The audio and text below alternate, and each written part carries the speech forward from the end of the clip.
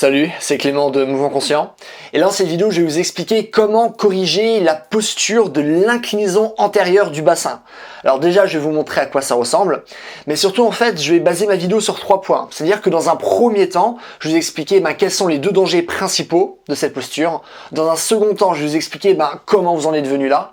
Et dans un troisième temps, je vais vous expliquer comment corriger cette posture. Alors j'ai décidé de pas seulement vous donner mon avis, je vais vous donner d'abord l'avis de 3 experts qui sont vraiment reconnus dans ce domaine. Je vais premièrement vous parler de Jeff Cavaliere, qui est un coach et kiné américain. Il travaille avec des équipes de haut niveau, il travaille avec des acteurs, des catcheurs, bref, il est vraiment bien connu dans le domaine. Ça, c'est une première chose. Dans un second temps, je vais vous parler de Noddy Aguilar. Noddy Aguilar, c'est aussi un Américain. Et lui, c'est un coach et posturologue. Il est vraiment très connu dans le milieu de la posture. Mon opinion personnelle, c'est que c'est le meilleur dans son domaine. Et dans un troisième temps, je vais vous parler de Kelly Starrett, qui est un coach et un auteur. Il a écrit un des meilleurs livres qui existe sur la mobilité. Et du coup, ça, c'est un peu pour vous donner une plus grande perspective par rapport à votre problème et vous offrir finalement différentes solutions. Et par rapport à ça, je vais pouvoir le résumer, vous donner une méthode qui sera aussi inspirée de finalement ma vision de cette chose, tout simplement. Alors donc, commençons par la première chose qui sont les dangers de cette posture. Alors, je vous ai dit, il y en a 2. Premièrement, c'est la douleur. C'est-à-dire que si vous regardez cette vidéo, probablement vous avez déjà mal au bas du dos. Et si ce n'est pas le cas et que vous avez ce problème de posture, ça va venir. C'est pas une question de est-ce que je vais avoir mal ou pas, c'est juste une question de temps. Ça, c'est une première chose. Et une deuxième chose, c'est que, comme vous pouvez le voir, d'avoir vraiment une hyper extension lombaire comme ça, c'est que ce n'est pas une position qui est stable. Vraiment pas. Du coup, c'est déjà pas stable lorsqu'on marche, mais imaginez si maintenant vous allez faire des sports. Le risque de blessure est vraiment grand parce que le déséquilibre, il est grand. Du coup, là aussi, si vous n'êtes pas encore blessé, c'est juste une question de temps avant que vous vous blessiez. Et il y a aussi quelque chose que vous pouvez tester, c'est mettre vraiment vos dos en arrière et sauter plusieurs fois. Moi, je vais pas le faire parce que j'ai le micro vu que ça fera pas mal de bruit. Et après, mettre le dos tout droit et simplement sauter en contractant vos abdos en ayant le dos tout droit. Et vous allez voir que lorsque vous sautez avec le dos en arrière, c'est votre dos qui va prendre tous les chocs, qui va absorber tous les chocs, alors que lorsque vous avez votre dos qui est droit, c'est vos abdos qui vont tout absorber. Du coup, imaginez vraiment avoir une mauvaise posture où chaque mouvement que vous allez faire, chaque marche d'escalier que vous ratez, chaque balle ou changement de direction que vous allez faire dans votre sport, c'est votre dos qui va prendre. Et votre dos n'est pas censé prendre autant de dommages. Il y a quelque chose que je vous dis souvent sur ma chaîne, c'est qu'on est aussi vieux que notre colonne vertébrale. Du coup, lorsqu'on a ce genre de problème de posture, il faut travailler dessus. Donc voilà pour une première chose. Donc maintenant, dans un second temps, je vais vous expliquer comment vous en êtes venu à avoir cette posture. Il se trouve que la réponse est la même pour 99% des gens, c'est-à-dire que vous restez trop longtemps assis. Et j'ai de nombreuses fois parlé des problèmes finalement que cause la posture assise, mais un de ces problèmes, c'est le fait d'avoir des fléchisseurs de la hanche qui sont beaucoup trop tendus. Alors il y a quelque chose que vous devez comprendre, c'est que les fléchisseurs de la hanche, ils sont insérés au niveau du haut de votre jambe, mais également au niveau du bas de votre dos. Donc imaginons si ça c'est mes jambes et ma main droite c'est mon torse, ça fait comme ça ce que vous êtes debout. Ok ? Du coup il y a les fléchisseurs qui partent de là jusqu'à là. Du coup là vous me comprenez. Du coup là c'est leur position normale. Mais qu'est-ce qui se passe si vous restez toujours dans cette position ?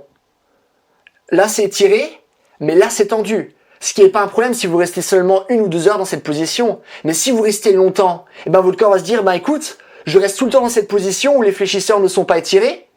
Du coup, pourquoi garder les fléchisseurs qui sont étirés si je suis toujours dans cette position ? J'ai pas besoin de fléchisseurs étirés. Du coup, qu'est-ce qui va se passer ? Du coup, à cause de ça, vous allez avoir des fléchisseurs de la hanche qui sont tendus. Mais c'est quoi le problème du coup d'avoir des fléchisseurs de la hanche qui sont tendus ?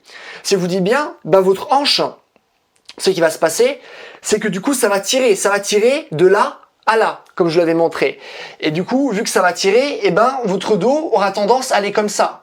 Vu que justement, votre hanche, elle va faire ce mouvement-là. Elle va faire ce qu'on appelle du coup une antéversion. Et du coup, vous allez être comme ça. Mais bien sûr, votre dos, vous pouvez pas rester comme ça, vous pouvez pas marcher comme ça. Vous devez être droit. Et du coup, votre dos, ce qu'il va faire pour équilibrer, c'est que, il va aller en arrière.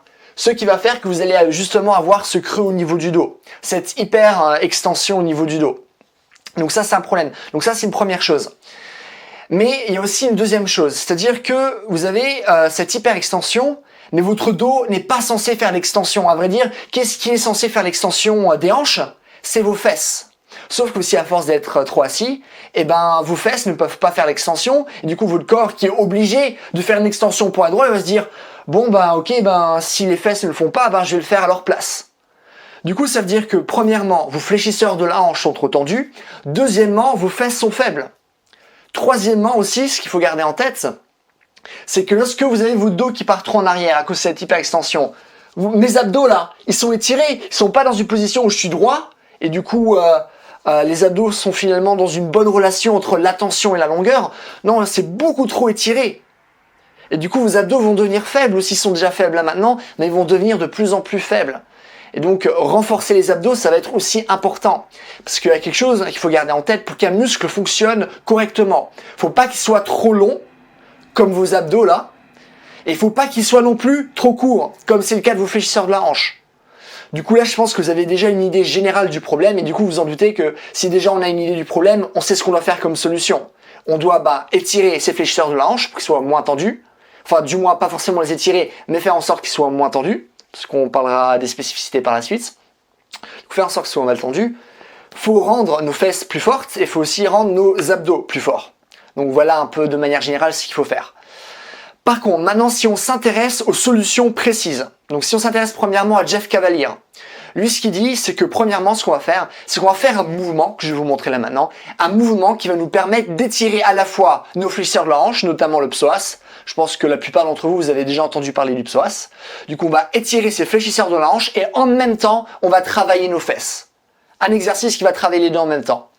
Du coup, ça, c'est une chose à faire. Et ce qu'il dit également, c'est donc de travailler les abdos. Sauf qu'il faut faire attention. Parce que, n'oubliez pas, le psoas, ou les fléchisseurs de la hanche de manière générale, j'ai dit, sont attachés au niveau du haut de votre jambe et au niveau du bas de votre dos. Du coup, qu'est-ce qui se passe quand vous faites des exercices d'abdos, où vous allez monter vos jambes et les redescendre pour travailler le bas de vos abdos? Eh ben oui, vous allez travailler vos fléchisseurs de la hanche, et vous allez de nouveau dans cette position comme ça, hein, en faisant cet exercice.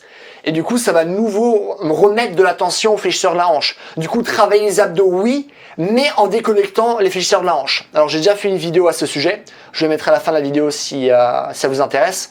Mais sinon, quelque chose de base que vous pouvez faire, c'est du gainage. Gainage traditionnel, ça suffit largement pour reconnecter les abdos, même s'il y a de meilleurs exercices, mais pour commencer, c'est déjà pas mal. Donc voilà une première chose. Sauf que maintenant, si on s'intéresse à la manière dont nous dit Aguilar, voilà la situation, on voit qu'il y a déjà des choses à rajouter. Par exemple, lui, ce qu'il dit, c'est qu'avant de faire des exercices, avant d'étirer ou de faire quoi que ce soit, ce qu'on doit faire, c'est retirer cette tension au niveau du psoas. Et du coup, lui, ce qu'il préconise, c'est de masser son psoas, du coup faire des automassages. Mais pas des trucs, ah, je me masse, ça me fait du bien. Non, vraiment quelque chose de profond pour étirer ce qu'on appelle les nœuds musculaires. Alors, ce que vous devez garder en tête, c'est que les nœuds musculaires, ça n'existe pas. Ça n'existe pas, un nœud musculaire, c'est juste un terme. Mais du coup, retirer ces tensions. Et du coup, en fait, ce qui va se passer, c'est que vous allez masser sur cette tension, vous allez mettre davantage de tension parce que vous allez vraiment appuyer fort. Et du coup, votre corps va se dire, ouah, il y a tellement de tension, il y a tellement de tension, si je continue à avoir autant de tension, eh ben, je vais me faire mal. Du coup, la seule réponse possible de votre corps, ça va être de quoi? Relâcher les fléchisseurs de la hanche. Ok, du coup ça va être une première étape. Et une deuxième étape, lui, comme il a dit, c'est comme l'a dit aussi, Jeff Cavaliere, c'est de travailler les fesses. Du coup, pour ça, il fait une variation du pont qu'il faut faire en rétroversion du bassin. C'est-à-dire lorsque vous avez une mauvaise posture, vous êtes en antéversion. Là, ce qu'il faut faire, c'est être en rétroversion. Mais là, je vous le montre en vidéo pour que vous puissiez voir à quoi ça ressemble. Donc voilà, là on a notre deuxième auteur. Par contre, du coup, il y a un troisième auteur, Kelly Starrett, qui a écrit un super livre qui s'appelle Becoming a Supple Leopard, qui a été traduit en français il y a pas longtemps, il me semble, qui est un des livres de base sur la mobilité. Et lui, ce qu'il dit, c'est que, ouais, ok, c'est bien de travailler sur les symptômes, mais il faut surtout aller à la cause. Parce que sinon, c'est comme si vous avez une fièvre constante et que vous prenez des médicaments. Tant que vous prenez les médicaments, vous n'avez pas la fièvre, vous arrêtez d'en prendre, et vous avez de nouveau la fièvre. Du coup, c'est quoi le truc? On fait des exercices de posture toute notre vie? Ou on travaille vraiment à la cause pour plus devoir faire ce genre d'exercice? Parce que ça prend du temps, c'est de l'énergie. Est-ce que vous avez réellement envie de faire ça toute votre vie? Probablement pas. Du coup, lui, ce qu'il dit, s'attaquer à la posture assise. Mais est-ce que ça veut dire ne plus jamais s'asseoir? Non. Lui, ce qu'il dit, et c'est quelque chose que j'ai répété plein de fois dans ma chaîne, c'est que toutes les 30 minutes de position assise, vous devez faire 4 minutes de pause, de mobilisation. C'est-à-dire, timer, 30 minutes, ah ça sonne, je me lève de ma chaise, je commence à faire des exercices. Et là, c'est justement l'occasion parfaite pour faire quoi? Les automassages et pour faire l'exercice de Jeff Cavaliere.